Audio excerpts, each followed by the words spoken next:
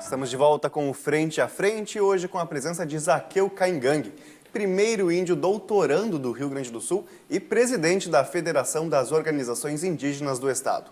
E para entrevistá-lo, convidamos os jornalistas Eduardo Nunes, repórter do jornal Zero Hora, Fernanda Nascimento, repórter do Jornal do Comércio, e Davidson Campos, coordenador do curso de jornalismo da Universidade Luterana do Brasil. Lembrando que você pode interagir com o programa. Acesse a nossa página no Facebook. O endereço é facebook.com/frenteafrentetve. E acesse e participe com a gente. Aqui o bloco anterior, nós encerramos com uma pergunta do Davidson. Pedi para o Davidson retomar, por favor. Eu colocava que, entendendo que a cultura caigangue é uma cultura milenar, mas mesmo assim ela sofreu por centenas de anos, né, o processo de assimilação. Como é feita essa gestão hoje pelas lideranças, os anciões e lideranças políticas, digamos assim, como a tua atuação, faz esse gerenciamento entre manter essa cultura que é dinâmica, essa sociedade envolvente que, de alguma forma, tenta assimilar os indígenas, né, a sociedade consumista e todos os outros princípios que a gente conhece, e, por outro lado, a legislação indígena que é imposta de fora e que muitas vezes parece querer congelar essa cultura dinâmica. Então, no começo do programa, né, nós falávamos sobre a questão da escola imposta pelo Sistema de Proteção ao Índio, que é a SPI, que era homogeneizar a sociedade indígena na comunhão nacional, né? Isso ainda está sendo pregado pelo Estado Maior, né? Mas o sistema específico, que é a nossa tradição, nossa cultura, está sendo, né, muito cuidadosamente, né, colocada, né, num cenário para que a sociedade envolvente, né, tenha o prazer de assistir, de ver e de reconhecer que é uma cultura milenar e que deve ser realmente preservada, né? Quando tu fala sobre as legislações feitas, né, pelo Estado Maior, né, para uma suposta proteção, e ao contrário disso, que hoje os próprios legisladores não estão sabendo como trabalhar as próprias leis que eles criaram para uma suposta preservação. Mas nós, da sociedade indígena, nossos velhos, nossa liderança, os caciques, né, e nós que temos o papel de interlocutor, né, da nossa sociedade com a sociedade envolvente, temos o cuidado de também de transmitir isso, né, para uma sociedade que não pensa igual uma sociedade coletiva, porque nós somos uma sociedade coletiva e nós queremos que nossos saberes continuem por mais séculos e séculos, como, né, nós guardamos até hoje, né? É um tesouro especial, um tesouro específico nosso. E quando eu falo isso, eu te digo e te garanto que eu posso ser indígena aonde que eu for. Eu posso ser mestre, eu posso ser doutor, eu posso ser um legislador, né, de uma Câmara Federal ou não, do Senado, ou quem sabe um dia ser um legislador aqui do Estado, né, e sem deixar de ser índio. Eu acredito que reafirmar cada vez mais a nossa cultura, esse é o nosso papel principal. E esse é o cuidado que nós temos hoje com nossas escolas.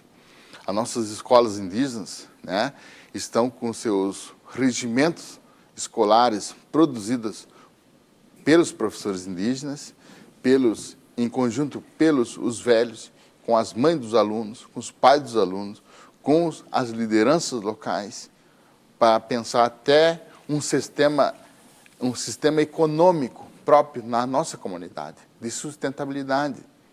Nós temos esse cuidado para que isso continue junto com nós, dia a dia e pós-dia, porque isso só nos reafirma cada vez mais membro de uma sociedade coletiva, que é o nosso povo caingangue. Então, isso faz com que essas legislações que foram produzidas, né, e alocadas na Constituição Federal ou na Constituição Estadual, né, que devem respeitar, né, as diferenças, né, de uma cultura e de uma sociedade. Somos iguais perante a lei, mas de cultura, de conhecimentos e de saberes somos diferentes. Zaqueu, os caigangues são a única etnia, o único povo indígena aqui do estado que tem representantes eleitos, tem vereadores no Rio Grande do Sul, mas é um número bastante pequeno ainda. Como é que tu avalia a representação indígena na política, a importância de ter representantes disputando eleições? Sei que os indígenas têm seus próprios representantes como caciques, mas dentro dessa sociedade envolvente, qual seria a importância de ter representantes eleitos para fazer essa discussão das políticas públicas, da legislação referente aos povos indígenas? Então, isso é um apelo que nós, povos indígenas, hoje estamos fazendo no estado do Rio Grande do Sul. Os caingangue, os guarani, os xoclém e os charrua, né? Esse é um apelo constante que estamos fazendo para a sociedade que detém em suas mãos o poder de legislar sobre a sociedade gaúcha, né? Então, esse apelo vem para o sistema, né, das questões partidárias, porque nós hoje, né, temos na sociedade indígena pessoas que estão capacitados, né, que estão no mundo acadêmico ou já estão formados, né, ou em busca de mais formação para se qualificar cada vez mais para atender especificamente as políticas públicas voltadas para as sociedades indígenas. Então, esse é um apelo que nós estamos constantemente fazendo, né, às questões partidárias, para que eles tenham a sensibilidade de prever nos seus estatutos uma possível, né, candidatura de um indígena para, quem sabe, para o legislativo do Estado, né, ou para a questão das regiões específicas, de vereadores, prefeitos e vice-prefeitos, né? Se assim for colocado no cenário da política do Estado do Rio Grande do Sul, eu acredito que a sociedade vai ter a sensibilidade de ver o diferente buscando, né, dentro do cenário político, um apelo para atender especificamente as suas questões próprias, voltadas para as comunidades indígenas no Rio Grande do Sul.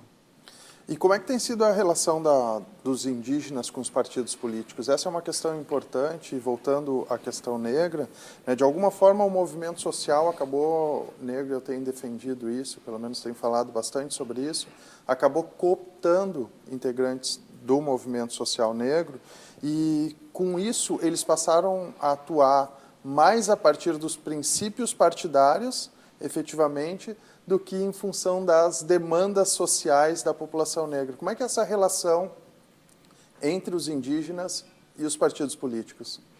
Então, né, ano passado, final do ano passado, nós tivemos que organizar, né, as nossas lideranças, né, e nós juntos decidirmos por onde caminhar para questionar o Estado brasileiro sobre nossas questões específicas. Então, nós criamos, né, a Federação das Organizações Indígenas no Rio Grande do Sul, ao qual eu sou o presidente atual, né, para dialogar com o Estado Maior sobre nossas questões de demarcações territoriais, para a nossa sociedade.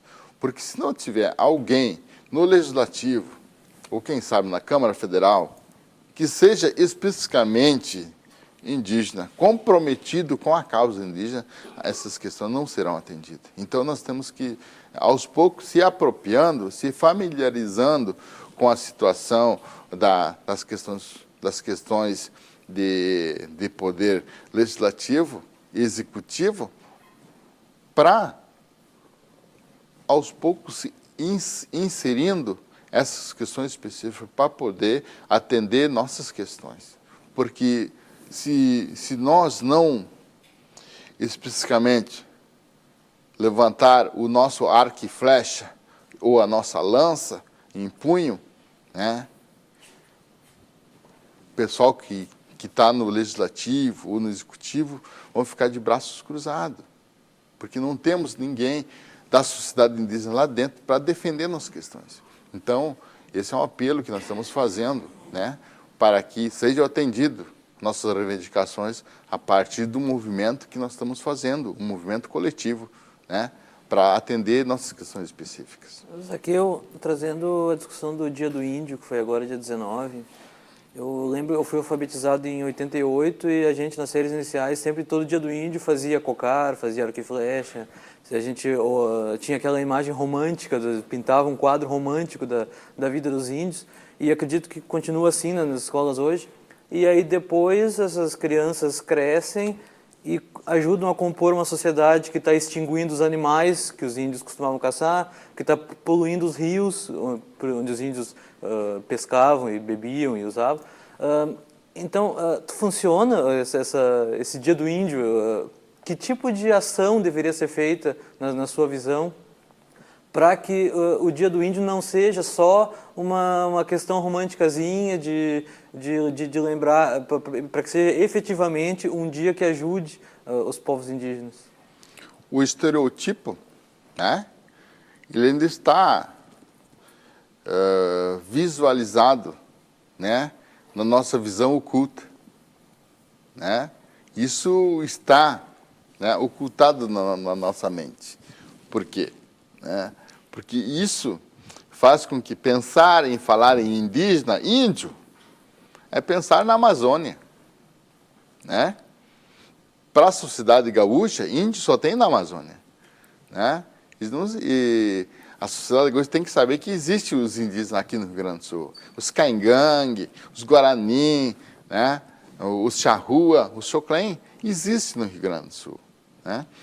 E essa questão estereotipo, que vem na questão, né, especificamente em atos comemorativos, né, ao Dia do Índio, né, ao dia 13 de maio, né, que é o dia lá Da abolição. Da abolição, né, da escravatura, né, isso uma questão romantizada, né, mas se nós for pensarmos, né, a partir de que a gente vê que é um povo, é uma sociedade que existe com conhecimentos próprios, com saberes próprios, com cultura própria, né? E até com seu idioma próprio. Se formos pensar, é uma nação, né? Então esse dia teria que ser visto como o 7 de setembro, que é muito respeitado no Brasil, o 7 de setembro. E o Dia do Índio foi criado, né, num encontro que foi feito, né, no México, né?